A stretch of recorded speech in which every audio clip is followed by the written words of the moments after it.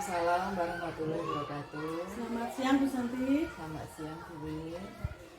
Saya ingin menanyakan beberapa pertanyaan terkait pengambilan keputusan yang selama ini Bu Santi terapkan di sekolah SD Negeri Bungkus ini. Ya, halo, silakan Bu Win. Baik, untuk pertanyaan yang pertama, selama ini bagaimana Bu Santi dapat mengidentifikasi kasus-kasus yang merupakan dilema etika atau bujukan moral? Baik, dengan memperhatikan nilai-nilai kebajikan yang bertentangan seperti cinta, kebenaran, keadilan, atau kesetiaan, saya sebagai kepala sekolah dapat mengidentifikasi kasus-kasus dilema etika atau bujukan moral. Saya juga dapat melihat paradigma dilema etika yang muncul seperti individu vs kelompok, keadilan vs kasihan, kebenaran vs kesetiaan, dan jangka pendek vs jangka panjang. Baik, pertanyaan yang kedua, selama ini bagaimana Bu Santi menjalankan pengambilan keputusan di sekolah ini, terutama untuk kasus-kasus di mana ada dua kepentingan yang sama-sama benar atau sama-sama mengandung nilai kebajikan? Baik, dalam mengeksekusi pengambilan keputusan di sekolah, terutama pada kasus-kasus dengan dua kepentingan yang sama-sama benar atau mengandung nilai kebajikan, saya akan memperhatikan langkah-langkah pengambilan dan pengujian keputusan, prinsip-prinsip berpikir berbasis hasil akhir, peraturan, dan rasa peduli juga akan saya gunakan untuk menilai opsi yang tersedia. Baik, pertanyaan selanjutnya, langkah-langkah atau prosedur seperti apa yang biasa Bu Santi lakukan selama ini? Baik, melibatkan langkah-langkah atau prosedur seperti mengenali nilai-nilai yang bertentangan, menentukan pihak yang terlibat, mengumpulkan fakta relevan, dan melakukan pengujian benar atau salah adalah hal yang biasa saya lakukan. Identifikasi paradigma dilema etika seperti individu vs kelompok, dan melakukan investigasi opsi trilema untuk mencari solusi kreatif juga termasuk dalam prosedur tersebut.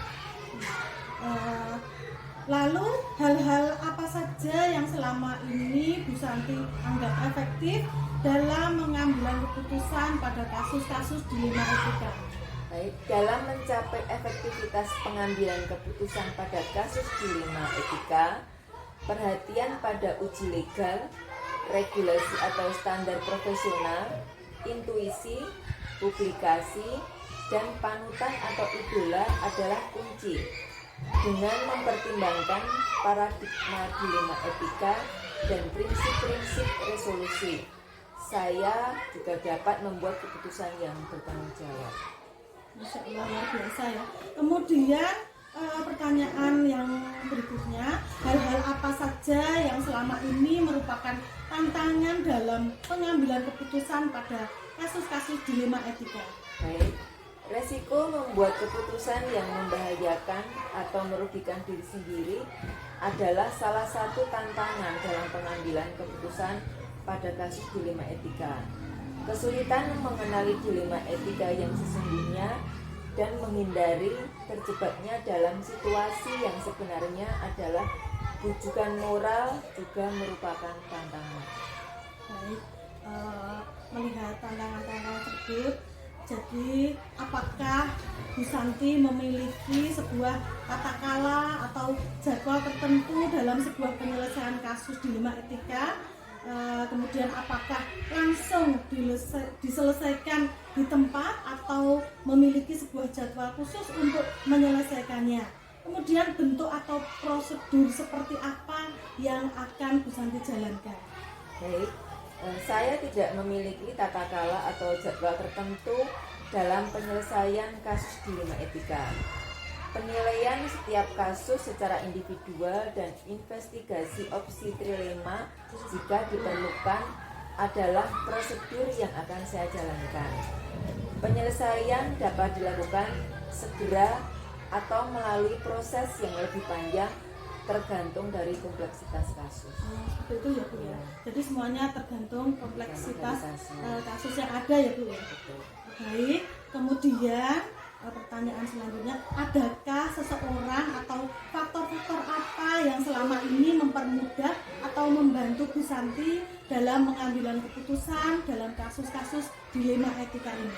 Baik, kemampuan untuk mengenali paradigma dilema etika, menggunakan prinsip-prinsip resolusi dan referensi pada panutan atau idola adalah faktor yang membantu saya dalam pengambilan keputusan pada kasus dilema etika.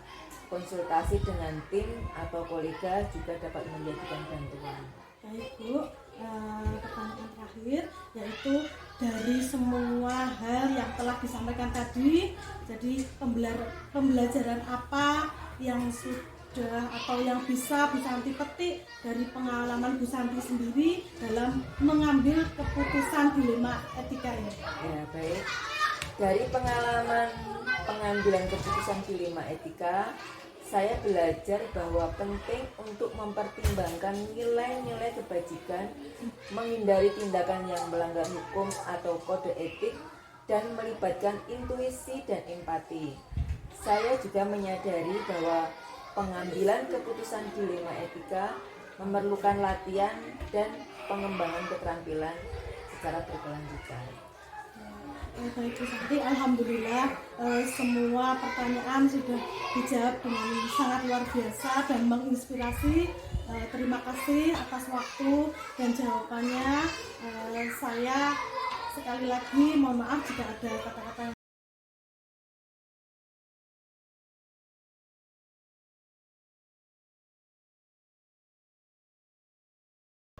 Assalamualaikum warahmatullahi wabarakatuh. Waalaikumsalam warahmatullahi wabarakatuh. Mohon izin meminta waktunya sebentar kepada Ibu Gunarti. Saya ingin mengajukan pertanyaan-pertanyaan terkait dengan pengambilan keputusan selama ini sebagai ibu, sebagai seorang kepala sekolah. Langsung saja ya Bu. Pertanyaan yang pertama, bagaimana selama ini Ibu dapat mengidentifikasi kasus-kasus yang merupakan dilema etika atau rujukan moral?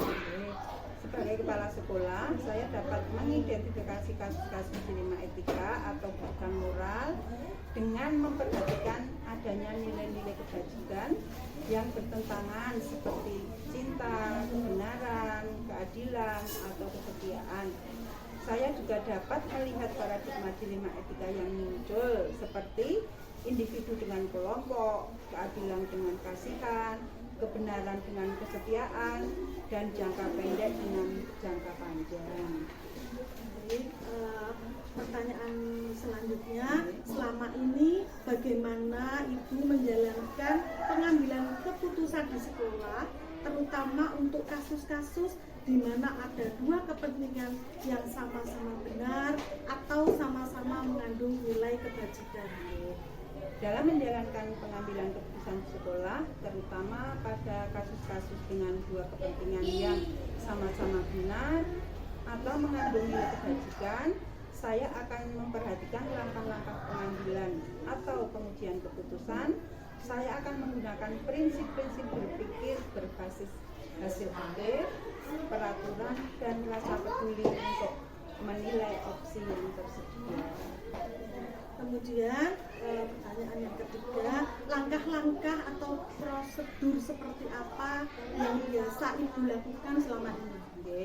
Langkah-langkah atau prosedur yang biasa saya lakukan melibatkan mengenali nilai-nilai yang bertentangan, menentukan pihak yang terlibat, mengumpulkan fakta relevan, dan melakukan pengujian benar atau salah. Saya juga akan mengidentifikasi paradigma dilema etika yang ada seperti individu dengan kelompok dan melakukan investigasi opsi dilema untuk mencari solusi. Kemudian pertanyaan berikutnya, hal-hal apa saja yang selama ini Ibu anggap efektif dalam pengambilan keputusan pada kasus-kasus dilema etika? Efektivitas dalam pengambilan keputusan pada kasus dilema etika dapat dicapai dengan memperhatikan uji legal, regulasi atau standar profesional, intuisi, publikasi, dan panutan atau idola dengan mempertimbangkan para dilema etika dan prinsip-prinsip resolusi. Saya dapat membuat keputusan yang bertanggung jawab.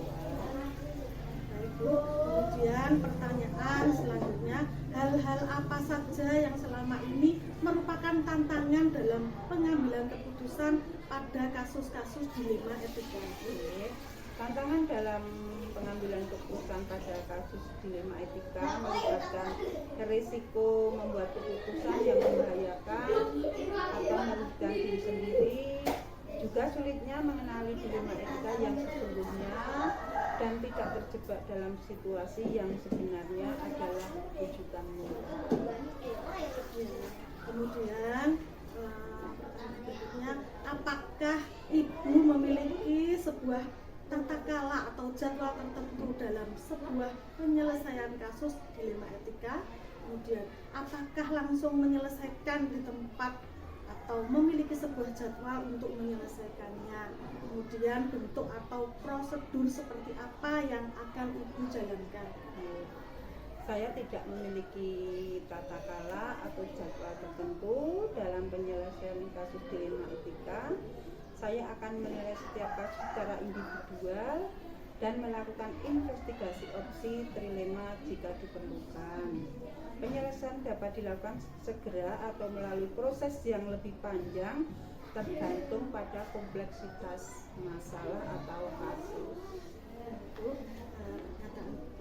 Pertanyaan berikutnya, adakah seseorang atau faktor-faktor apa yang selama ini mempermudah atau membantu ibu dalam mengambil keputusan dalam kasus-kasus dilema etika?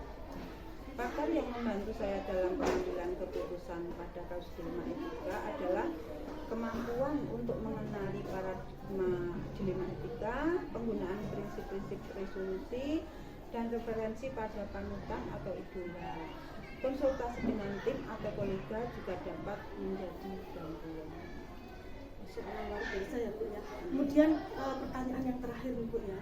Jadi semua hal yang telah disampaikan tadi, pembelajaran apa yang dapat Ibu petik dari pengalaman Ibu dalam mengambil keputusan dilema etika ini? Dalam pengalaman pengambil keputusan dilema etika, saya belajar pentingnya mempertimbangkan nilai-nilai kebajikan, menghindari tindakan yang melanggar hukum atau kode etik, dan melibatkan intuisi atau empati. Saya juga menyadari bahwa dalam pengambilan keputusan dilema etika memerlukan latihan dan pengembangan keterampilan secara berkelanjutan. Bu, alhamdulillah semua pertanyaan sudah dijawab dan jawabannya sangat luar biasa dan menginspirasi. Sekali lagi terima kasih atas waktu dan kesempatan yang diberikan. Saya langsung mohon undur diri dan